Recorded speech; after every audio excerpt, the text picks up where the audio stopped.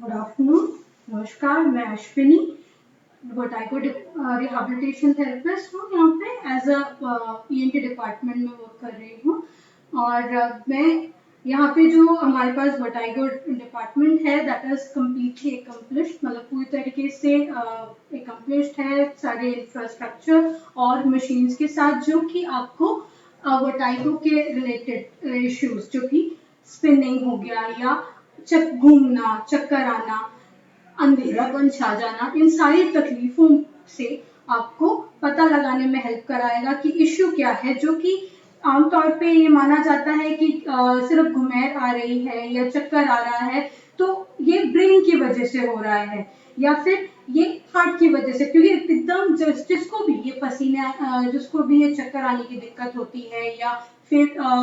एकदम सांस चढ़ने लगता है, बीपी एकदम हाई हो जाता है। फिर आजकल लोगों के पास अपने अपने घरों में बीपी अपैरेटस भी रहने लगे, तो चेक करके एकदम तुरंत पता चलता है मेरा बीपी हाई हो गया या बीपी लो हो गया। बट इसके अलावा अगर आपको ये चक्कर घूमते वक्त या लेटते वक्त भी आ रहे हैं, बैठते वक्त भी आ रहे हैं और हमेशा ये घुमावट सी लग रही है, साथ के साथ कान में कोई दिक्कत है, तो इसका सीरियस जो एसोसिएशन है या इसका लिंक जो है वो कान की वजह से माना जा रहा है। और ये देखा गया है कि 65% जो दिक्कत होती है चक्कर आने की या घुमेर बनने की, ये आपके कान से रिलेटेड है, ना कि बाकी भी परसेंटेज है जिसको हम बैलेंस इम्बैलेंस की वजह से बोल सकते हैं, या फिर आपके अंधेरापन छा जाना, एकदम एकदम उठते हो तो अंधेरापन छा जाना, ये प्री सिंकोप कहलाया जाता है और ये हार्ट की दिक्कत की वजह से हो सकता है। या फिर एक काफी समय से आप दवाई खा रहे हैं कोई इस तरीके की, जो कि आपको रोजाना में ये फीलिंग महसूस करा रहा है कि चलते वक्त, उठते बैठते वक्त आपको एक बैलेंस का हमेशा एक इश्यू बन रहा है, या चल रहे हो चलते चलते एक साइड की तरफ निकल जा रहा है, तो ये हम कहेंगे इसको कि ये दवाइयों की वजह से, दवाइयों के रिएक्शन की वजह से है, ना कि और दवाइयों का रिएक्शन भी जो है वो आपके वेस्टिबुलर सिस्टम, जो कि कान के अंदर एक ऐसा सिस्टम है जो हमें बैलेंस बनाने में हेल्प करता है, उसकी दिक्कत की वजह से ये परेशानी हो रही है आपके साथ। या फिर काफी समय से तनाव का जो कोविड के रीजन की वजह से भी हो सकता है, या फिर काम से रिलेटेड, घर गृहस्थी से रिलेटेड किसी को काफी स्ट्रेस हो गया है और काफी टाइम से ये चीज अंदर ही अंदर सोचने की आदत बनी हुई है जिन लोगों के अंदर, उनको भी ये तकलीफ हो सकती है। तो इसी तरीके से हम जो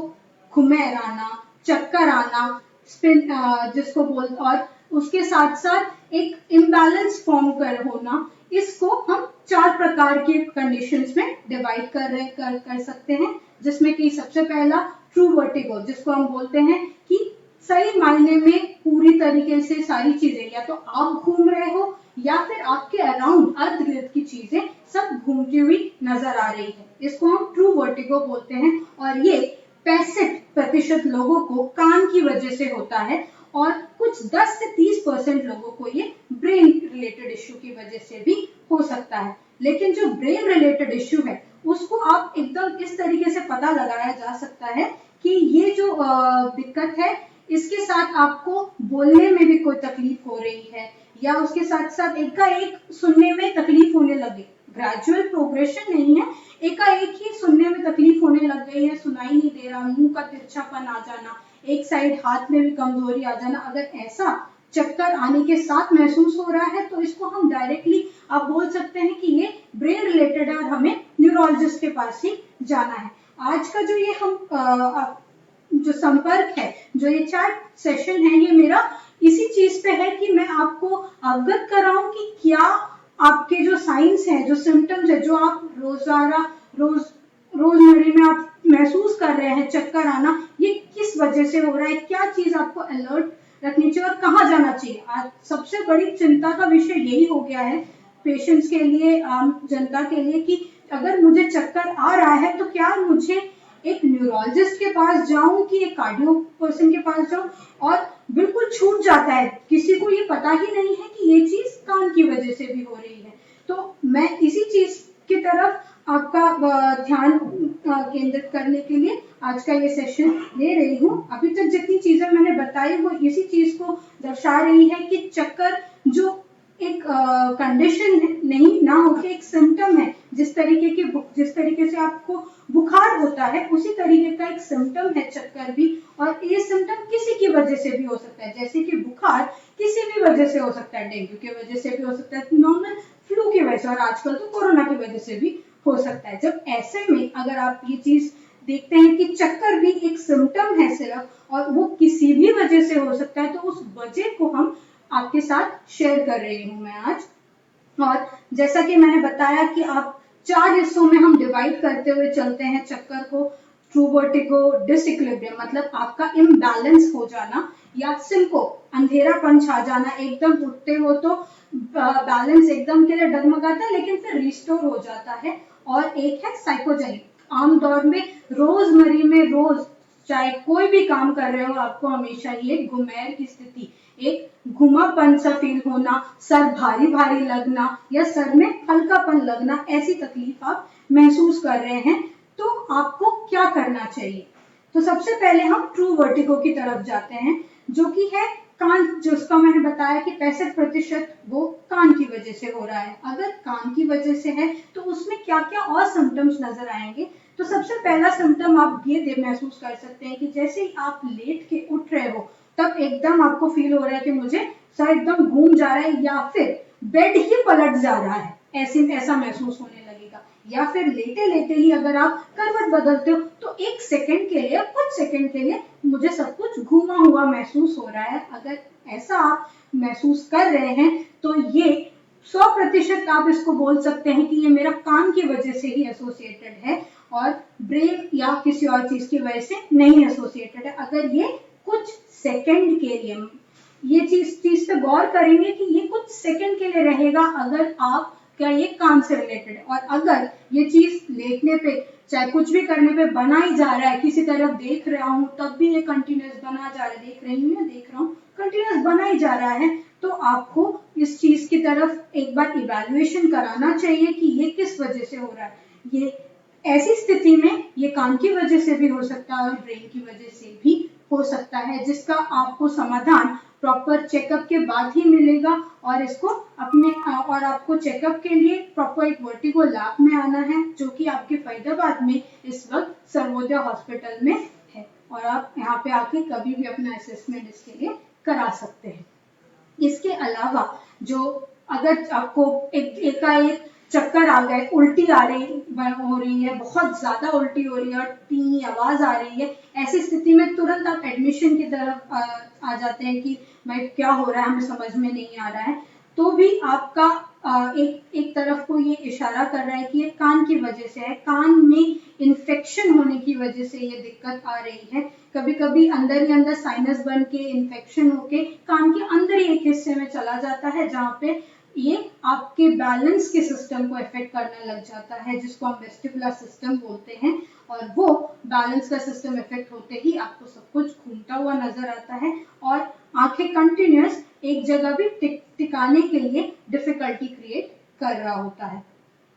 तो ये कुछ सिम्टम्स हैं जो आप ट्रू वर्टिगो में महसूस कर सकते हैं। अगर इसके अलावा, इस ट्रू वर्टिगो के अलावा, जैसे कि मैंने पहले बताया, आपको चलने फिरने में भी तकलीफ हो रही है, मुंह का तिरछापन आ गया है, हाथ में कमजोरी, पैर में कमजोरी महसूस हो रही है, तो ये पॉसिबली आपके ब्रेन रिलेटेड है और कोई स्ट्रोक की निशानी हो सकती है। इसके अलावा आप अगर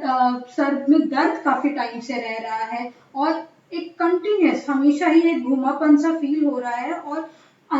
रोशनी देखने में दिक्कत हो रही है, तेज आवाज से इरिटेशन हो रही है, तो ये एक ऐसा सिम्टम जिसको आप माइग्रेन बोलते हैं, और काफी टाइम से कुछ लोग माइग्रेन से इवैल्यूएट भी हो चुके होते हैं, क्योंकि हमेशा ही एक सर दर्द का सिम्टम बनता है, महीने में 15 से 20 दिन सर में दर्द रहता है। अगर ऐसी कंडीशन है तो इसमें एक और उसी के साथ साथ चक्कर भी आने लग गए हैं, विद सेम ऑरा, एक ऑरा सा बन जाता है कि आपको पता होता है कि अब मुझे कुछ टाइम में चक्कर महसूस होने लग जाएंगे। अगर ऐसा है तो इसको वेस्टिबुलर माइग्रेन बोला जाता है, और हम इसके लिए ट्रीटमेंट में मेडिकेशन के साथ साथ एक्सरसाइज भी यहाँ पे प्रोवाइड की जाती है, जो कि आपको इस कंडीशन से उभरने में हेल्प करेगा और आपका मतलब बिल्कुल ठीक कंडीशन में आज मतलब बिल्कुल ठीक हो जाएंगे, या कंडीशन आपकी सुधर जाएगी इस तरीके से कि आप बिल्कुल नॉर्मल हो जाएंगे बाय एक्सरसाइज और मेडिकेशन। बट इन सब चीजों के लिए इवैल्यूएशन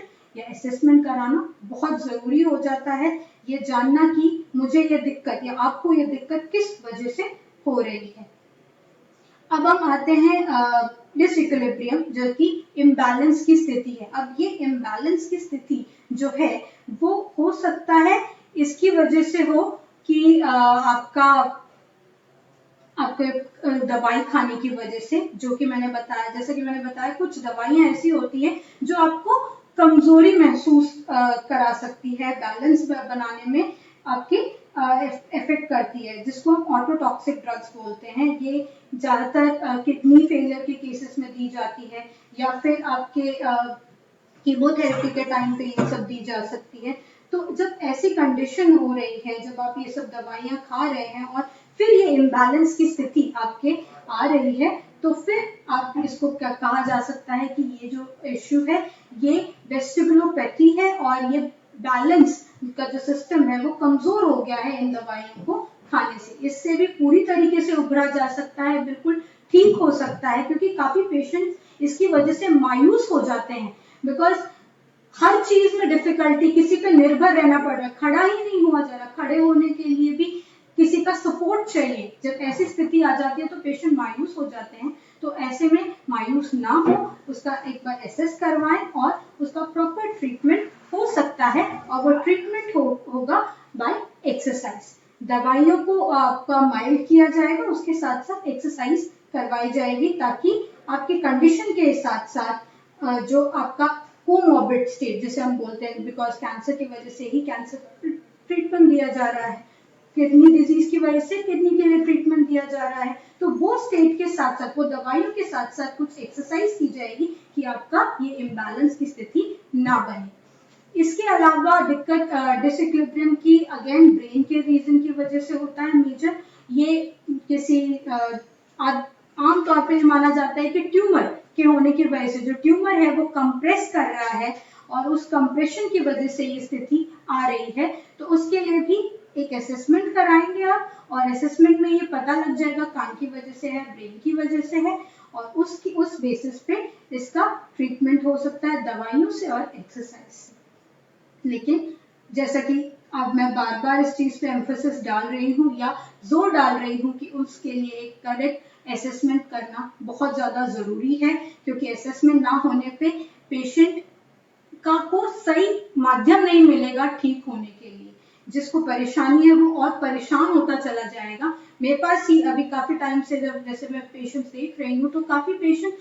सब जगह आके मेरे पास आते हैं ये बोल के कि मैम हम परेशान हो गए हैं और हमें इसका कोई समाधान नहीं मिल रहा है, कि चक्कर तो आ रहे हैं बट मैं दवाइयां भी खा रहा हूँ, दवाइयों से भी इसका कोई समाधान नहीं निकल रहा है। वो इसलिए क्योंकि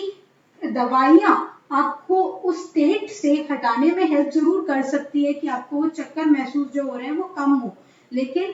पूरी तरीके से जो उस कंडीशन से उभरने का काम है वो एक्सरसाइज बेस्ड रहता है, और एक्सरसाइज करके उसे हम ठीक किया जा सकता है। ऐसा ही एक केस है फोबिक पोस्चरल सिंड्रोम का, जिसमें किसी भी पोजीशन में रहने पे आपको ये दिक्कत आनी शुरू हो जाती है, चलने अंधेरे में चला नहीं जाता मेरे से। एक आम इंसान अंधेरे में अगर उसकी सराउंडिंग्स उसे पता है कि वो किस तरीके की है वो चल सकता है, लेकिन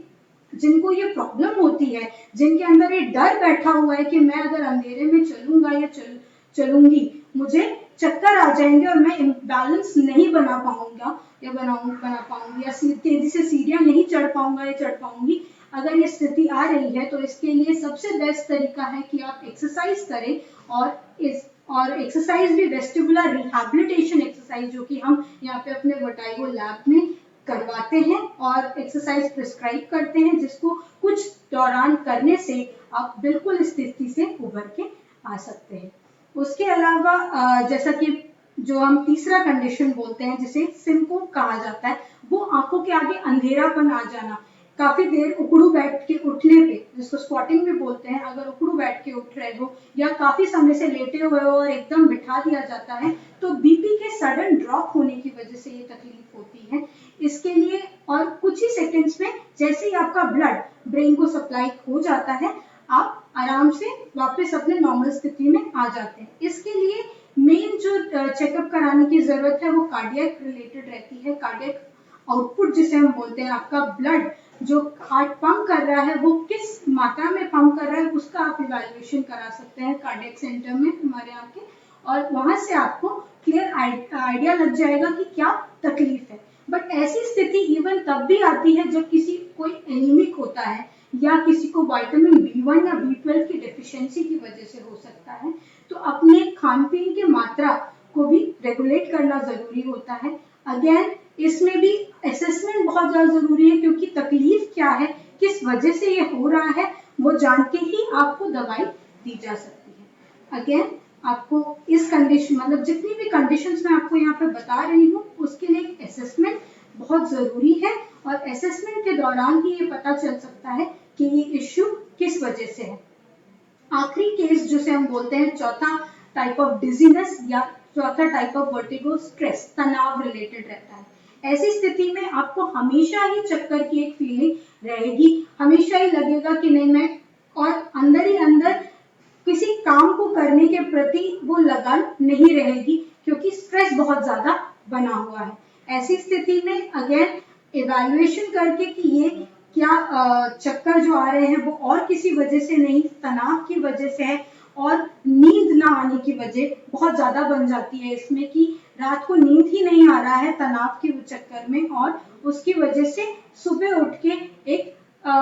सर घुमा घुमा सा लगता है सर, और साथ के साथ ही गर्दन की नसें जो है वो अकड़ी रहती हैं इन केसेस में। तो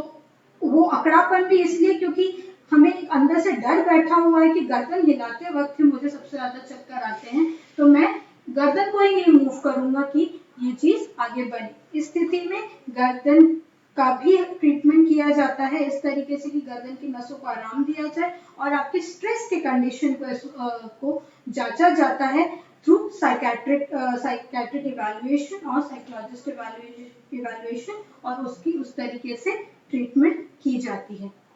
तो मोटे मोटे तौर पे आपका जितना भी वर्टिगो रिलेटेड या चक्कर रिलेटेड इवैल्यूएशन है वो हम यहाँ पे अच्छे से करते हैं, और करा जा सकता है अगर आपको कभी भी ये कंडीशन होती है। और उसके साथ साथ आप इसको इस पे क्या काम किया जा सकता है, क्या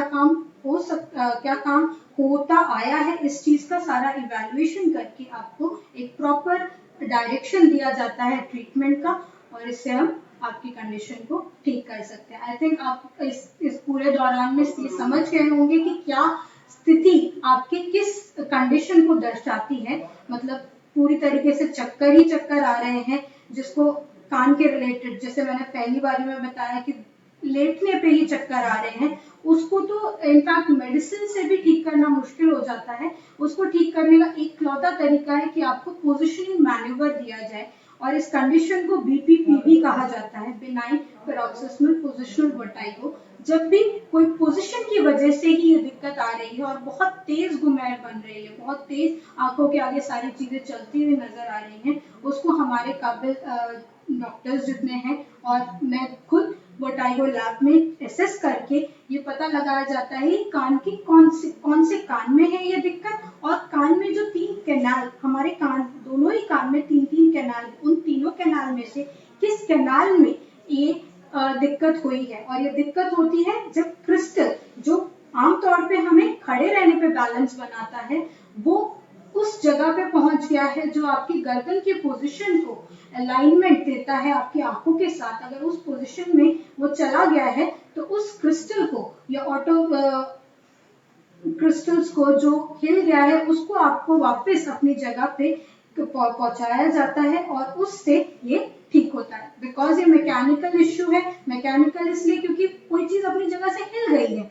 और हिले हुई चीज को जब तक आप सही जगह पे फिट नहीं करोगे तब तक वो ठीक नहीं हो सकती। तो उसको ठीक करने के लिए हमें पोजिशनिंग मैन्यूवर करना पड़ता है, जो कि हमारे काबिल डॉक्टर्स यहाँ पे बहुत अच्छे से करते हैं, और वर्टिगो लैब में एसेस करने के साथ साथ उसको ठीक करके सेट किया जाता है, और उसकी वजह से जो कमजोरी आ गई है उस पर भी एक्सरसाइज के थ्रू वर्क किया जाता है यहाँ पे। तो ऑटोमेटिकली आपकी कंडीशन ओवरऑल सुधर सकती है इस तरीके से ट्रीटमेंट एड्रेस करने से।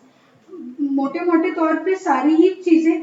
आपको मैंने आज बता दी है कि क्या चीज होने पे आपको किस चीज के लिए अलर्ट रहना चाहिए और किस चीज के लिए कहाँ जाना चाहिए, कौन डॉक्टर से आपको संपर्क करना चाहिए। तो जो ये कंफ्यूजन बना हुआ है कि मुझे चक्कर आ रहे हैं तो मुझे क्या करना चाहिए या क्या ये दिक्कत हो गई है, उस चीज से समाधान वो आपको मिल गया होगा। Thank you.